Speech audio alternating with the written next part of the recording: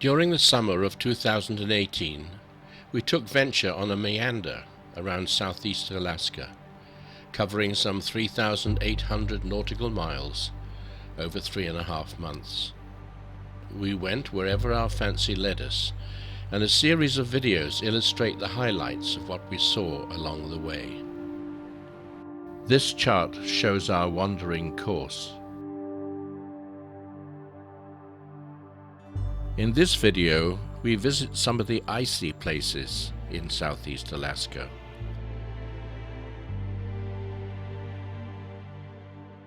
We set out from Petersburg for the LeConte Glacier.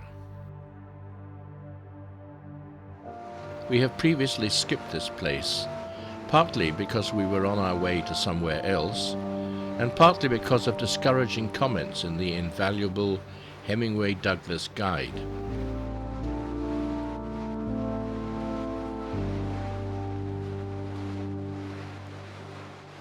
However, it turns out not to be that hazardous, and infinitely worth the diversion. Almost immediately, we find ourselves surrounded by towering mountains and sizable ice floes carved from the glacier.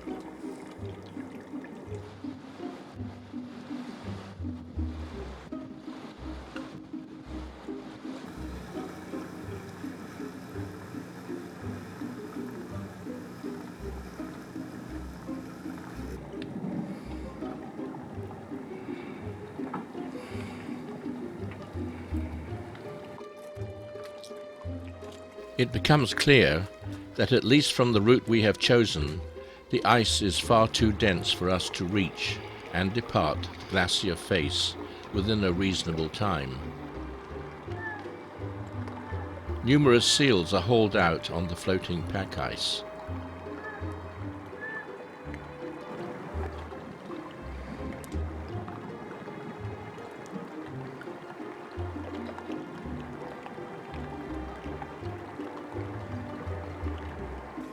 We remain for half an hour and then slowly reverse our course.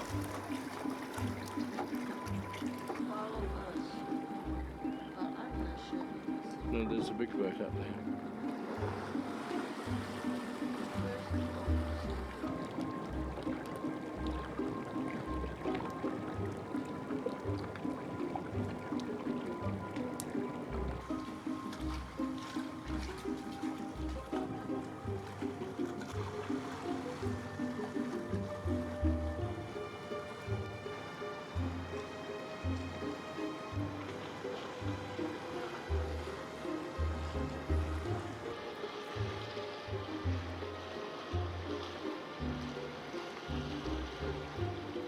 We pass some wonderfully shaped ice floes.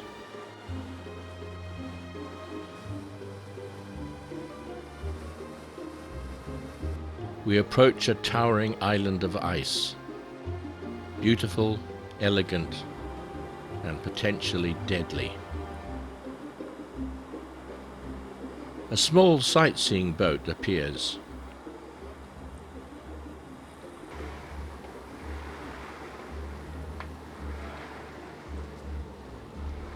It turns and passes immediately beneath the glistening summit.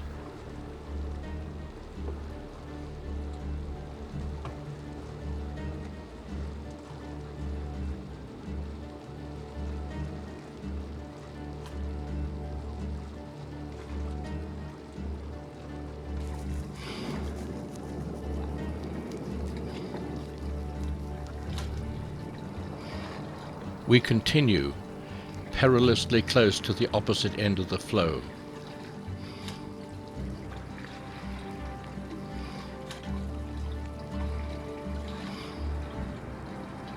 Suddenly, and without warning, it lets go, and tons of ice plummet into the water at the exact spot where the small boat had been just seconds earlier. A miraculous escape, and a stark reminder to ourselves and others the importance of keeping well clear of these alluring beauties. And the risk is not just from above. When they capsize, hidden spurs can swiftly erupt under your boat from beneath the surface.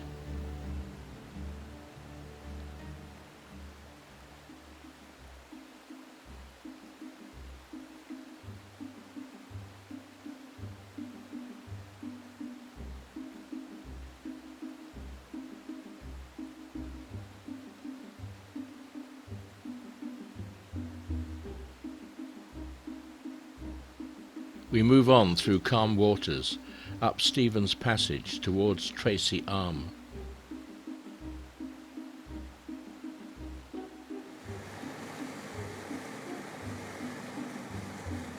The narrow entrance into Holkham Bay is frequently turbulent and studded with ice floes carved from north and south Sawyer Glaciers in Tracy Arm and from Dawes Glacier at the head of Endicott Arm.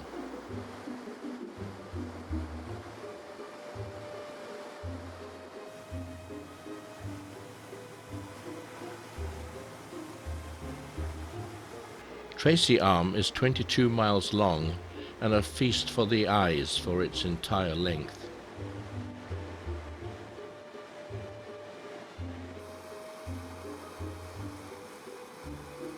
Waterfalls abound, fed by melting snow and rain.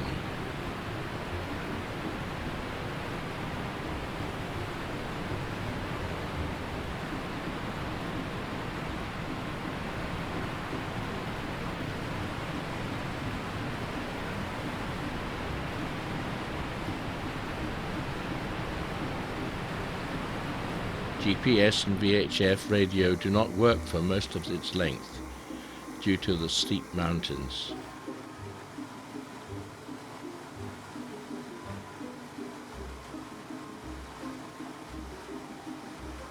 Cliffs bear the scars of past glaciers.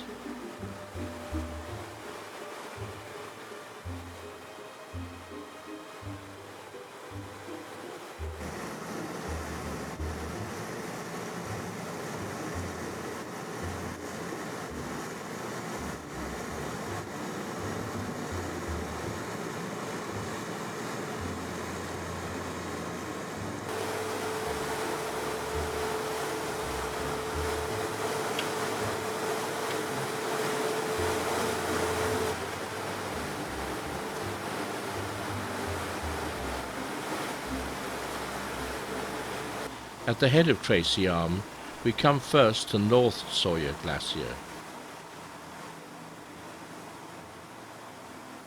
The lack of ice in the water is evidence of zero calving activity.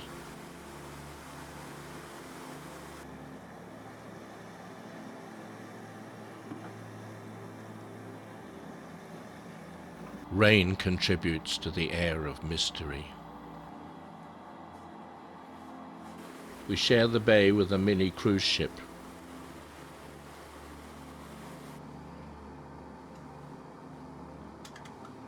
Look at this color.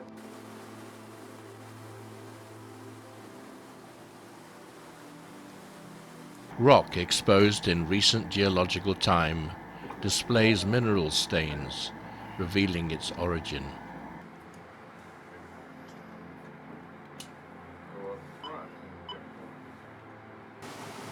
We head for South Sawyer.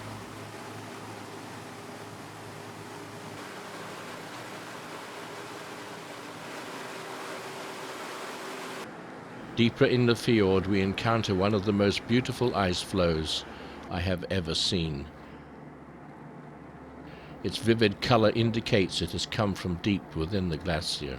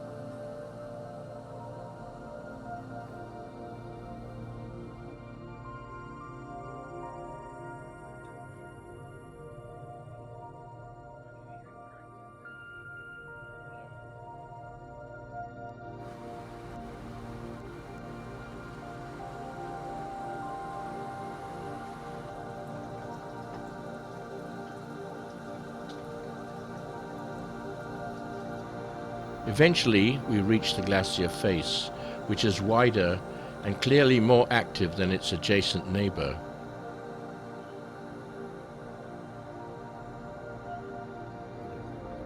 Here too, seals haul out on the ice.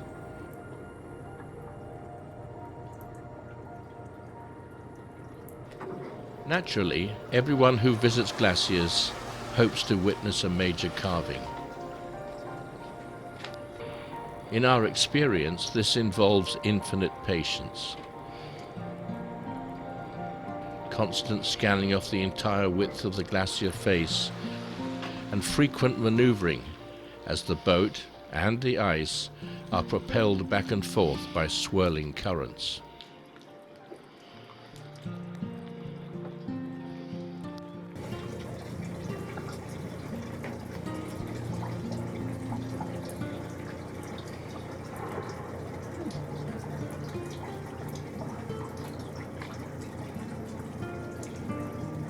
Finally, a small calving with the camera pointing in the right direction.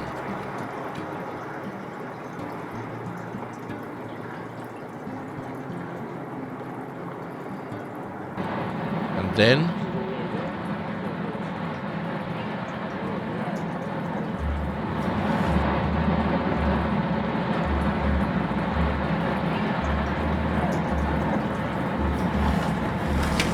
Big ones.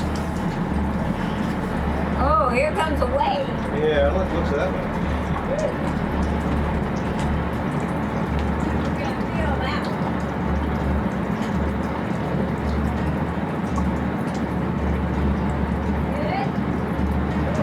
is it still falling or is it this way? You can feel that one.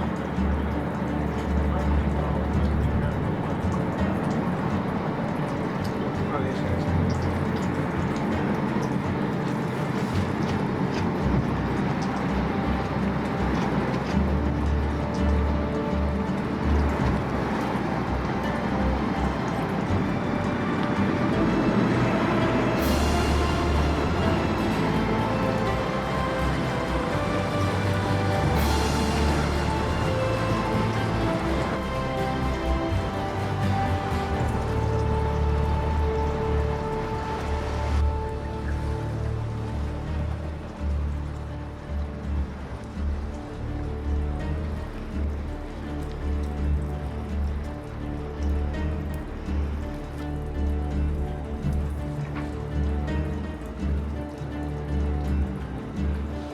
Patience rewarded, we retreat down the fjord before the incoming tide brings with it a flotilla of ice to trap us against the unstable glacier face.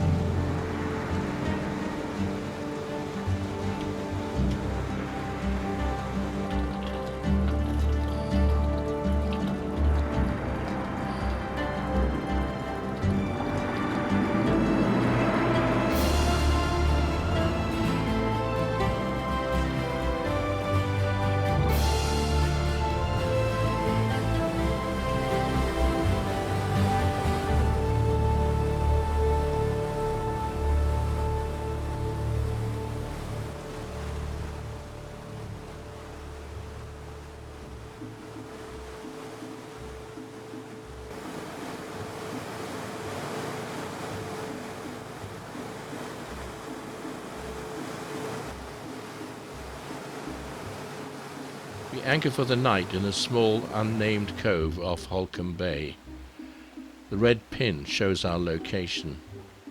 Around midnight, a large ice floe sneaks into the bay through the narrow gap and threatens to snuggle up against Venture, causing us to up anchor and move to a different location within the bay. The following morning, the errant floe is grounded on the beach, revealing its full, impressive size.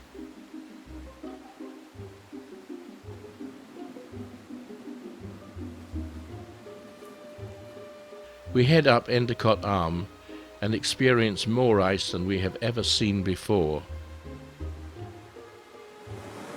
I later discovered that the quantity of ice is due to a huge calving of Dawes Glacier just 2 days earlier, on July the 9th. This can be watched on a video shot by someone else on YouTube. The link is on the screen.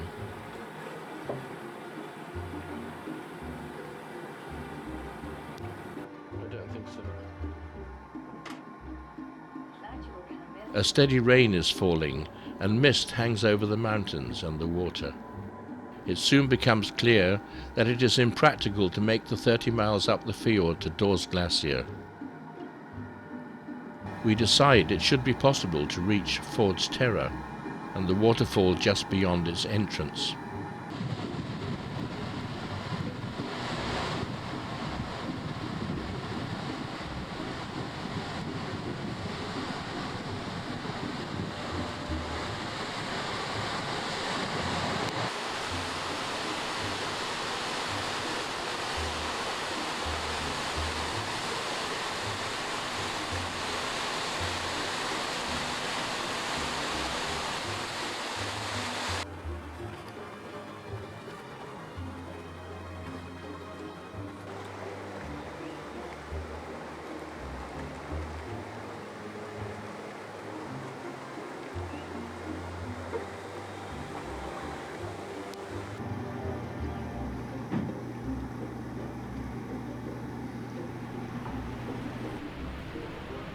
A magnificent cascade overlooks the tricky entrance, which gives Fjord's Terror its colourful name.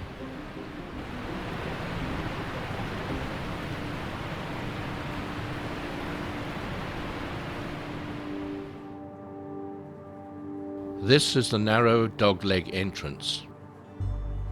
We have navigated through here several times in the past, but the sight of ice blocks speeding through the channel makes us decide that this too would be best avoided today. We reversed course down Endicott Arm and into Stephen's Passage, where the fog closes in.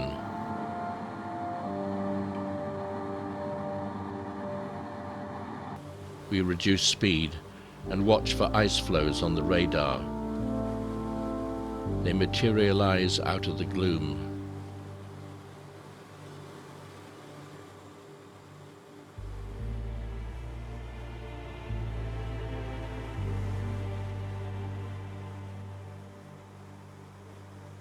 Eventually, the mist begins to lift.